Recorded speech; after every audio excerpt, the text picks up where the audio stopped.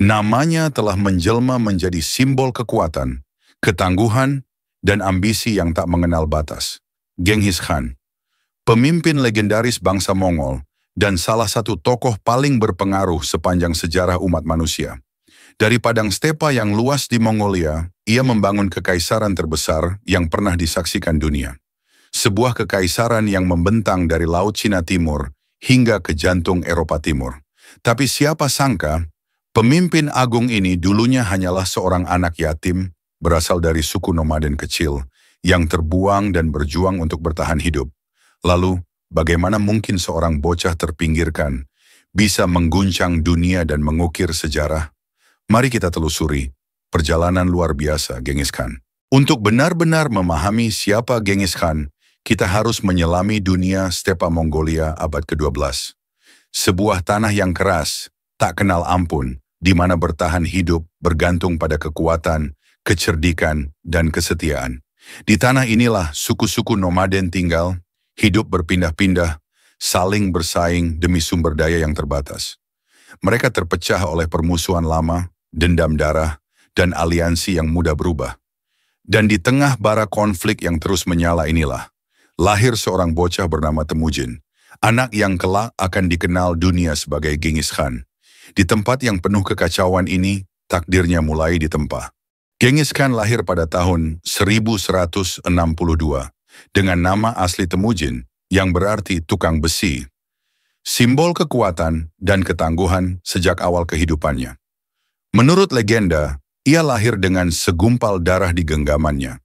Sebuah pertanda, kata orang-orang, bahwa anak ini ditakdirkan untuk menjadi besar. Temujin berasal dari klan Borjigin, salah satu suku kecil di tengah luasnya padang Mongolia. Ayahnya, Yesugei, adalah seorang kepala suku yang dihormati. Namun kekuasaannya terus diganggu oleh persaingan dan intrik dari klan-klan lain. Masa kecil Temujin adalah perpaduan antara kehormatan dan bahaya, dikelilingi oleh kekuasaan, namun dibayangi oleh ancaman yang terus mengintai.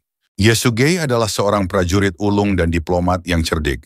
Namun di balik kemampuannya, ambisinya telah menanam benih-benih permusuhan. Suatu hari dalam perjalanan pulang dari misi penting, sebuah perjanjian pernikahan yang ia atur untuk Temujin, Yesugei singgah untuk makan bersama anggota suku Tatar, musuh lamanya yang diam-diam menyimpan dendam. Tanpa ia sadari, makanan itu telah diracuni. Yesugei berhasil kembali ke keluarganya, namun tubuhnya tak mampu bertahan. Tak lama kemudian, ia mengembuskan napas terakhir. Dan saat itu pula, Temujin yang masih kanak-kanak, kehilangan pelindung terbesarnya, dan keluarganya menjadi buruan di tengah stepa yang kejam. Dengan wafatnya Yesugei, klan Borjigin tak butuh waktu lama untuk menunjukkan wajah aslinya.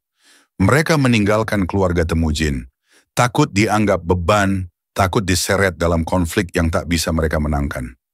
Temujin, ibunya Holun, dan saudara-saudaranya dibuang, terdampar tanpa perlindungan di padang stepa yang luas dan kejam. Mereka harus bertahan hidup, sendirian, berburu, meramu, menyusuri tanah tandus demi seteguk air dan sesuap makanan. Tapi justru di tengah penderitaan itulah, karakter Temujin mulai ditempa. Ia belajar arti bertahan hidup. Ia belajar kerasnya dunia, dan ia belajar bahwa tidak ada yang bisa diandalkan, kecuali dirinya sendiri. Namun bertahan hidup hanyalah sebagian dari tantangan. Bahaya tak hanya datang dari luar, tapi juga dari dalam keluarganya sendiri. Bekter, saudara tirinya yang lebih tua dan lebih kuat, mulai menunjukkan ambisinya. Ia mencoba menguasai keluarga, memaksakan dominasinya atas ibu dan adik-adiknya. Dan ketika ancaman itu menyentuh garis yang tak bisa ditoleransi, Temujin mengambil keputusan yang mengguncang. Ia membunuh Bekter. Bukan karena dendam, tetapi demi melindungi ibunya dan menjaga keluarganya tetap utuh. Tindakan ini, meski kelam, menunjukkan satu hal yang jelas. Temujin akan melakukan apapun demi melindungi orang-orang yang ia cintai. Sifat tak tergoyahkan ini akan menjadi ciri khas kepemimpinannya di masa depan. Perjalanan Temujin menuju kekuasaan bukanlah sebuah jalan yang cepat atau mudah. Ia menghadapi begitu banyak tantangan, termasuk pengkhianatan, penawanan, dan pengalaman hampir mati yang tak terhitung jumlahnya. Namun salah satu titik balik paling signifikan dalam hidupnya terjadi ketika ia ditangkap oleh suku Taichiot, sebuah suku yang pernah menjadi sekutu ayahnya, Yesugei. Mereka memperbudaknya, mengikat tubuhnya dengan rantai, menahan langkahnya agar tak bisa melarikan diri. Temujin yang telah terbiasa bertarung untuk hidup, sekarang harus menghadapi penderitaan terbesar dalam hidupnya.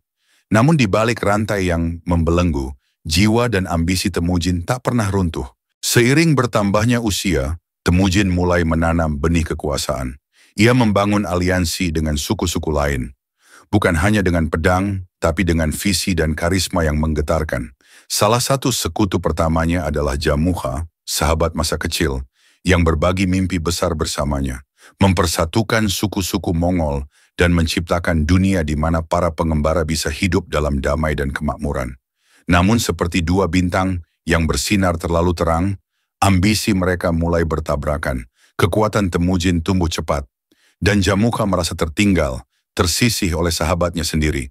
Persahabatan itu perlahan berubah menjadi permusuhan yang pahit. Dan dari konflik ini, sejarah Mongolia akan mencatat salah satu pertarungan paling dramatis yang pernah terjadi. Seiring waktu, Temujin mulai membangun pengikut yang setia. Ia menarik para prajurit dari berbagai suku dengan janji perlindungan, harta rampasan, dan kesempatan untuk naik derajat. Namun yang membedakan Temujin dari pemimpin suku tradisional adalah cara dia memilih para pengikutnya. Tidak seperti mereka yang bergantung pada hak warisan, Temujin memilih orang-orang berdasarkan kemampuan mereka. Pendekatan yang revolusioner ini memperkenalkan konsep meritokrasi, di mana talenta dan loyalitas menjadi kunci utama. Inilah yang membuat Temujin dihormati dan membangun pasukan yang terdiri dari para prajurit terbaik di stepa Mongolia. Pada tahun 1206, setelah bertahun-tahun melalui peperangan dan diplomasi, Temujin akhirnya mencapai tujuan utamanya. Ia memanggil sebuah pertemuan besar para pemimpin Mongol yang dikenal sebagai Kurultai. Disinilah, di hadapan para pemimpin suku, Temujin diangkat menjadi Genghis Khan yang berarti Kaisar Agung. Momen bersejarah ini menandai pertama kalinya suku-suku Mongol yang terpecah bersatu di bawah satu pemimpin. Namun bagi Genghis Khan, visi ini tak berhenti di stepa Mongolia saja. Ia memimpikan untuk menaklukkan dunia, membangun sebuah kekaisaran yang akan bertahan selama-lamanya. Salah satu target pertama Genghis Khan adalah dinasti Jin di Tiongkok Utara.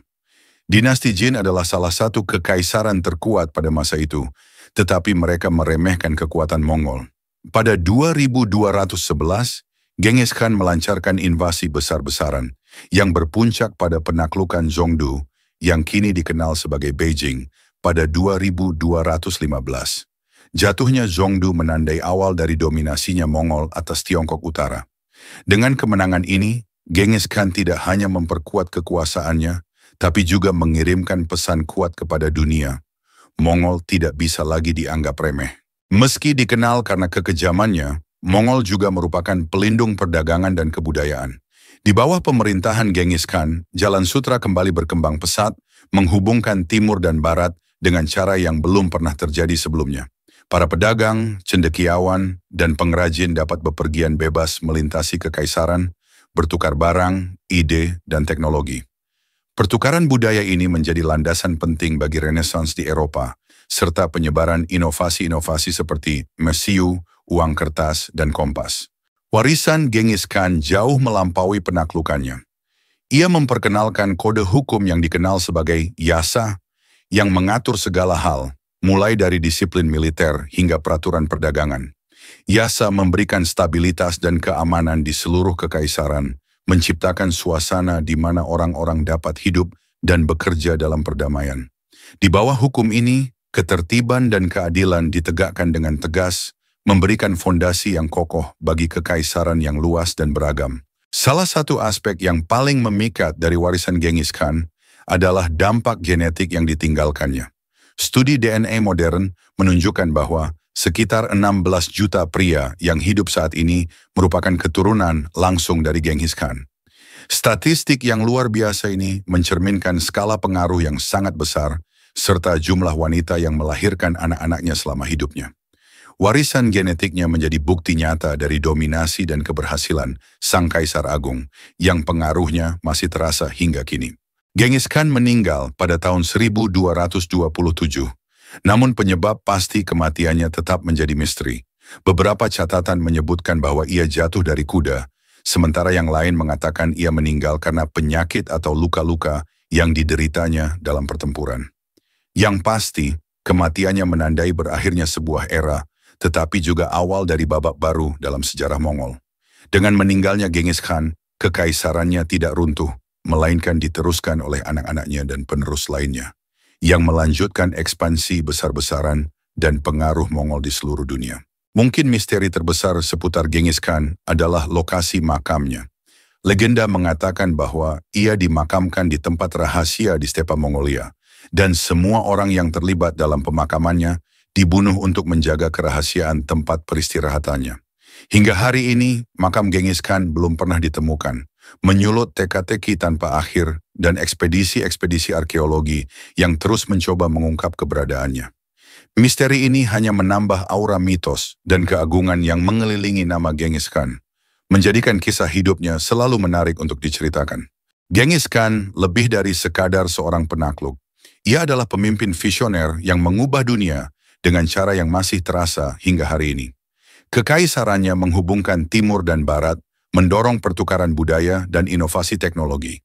Meski metodenya sering kali kejam, pencapaiannya tak tertandingi. Ketika kita merenungkan hidup dan warisannya, kita diingatkan akan kekuatan abadi dari ambisi, tekad, dan jiwa manusia yang tak kenal menyerah.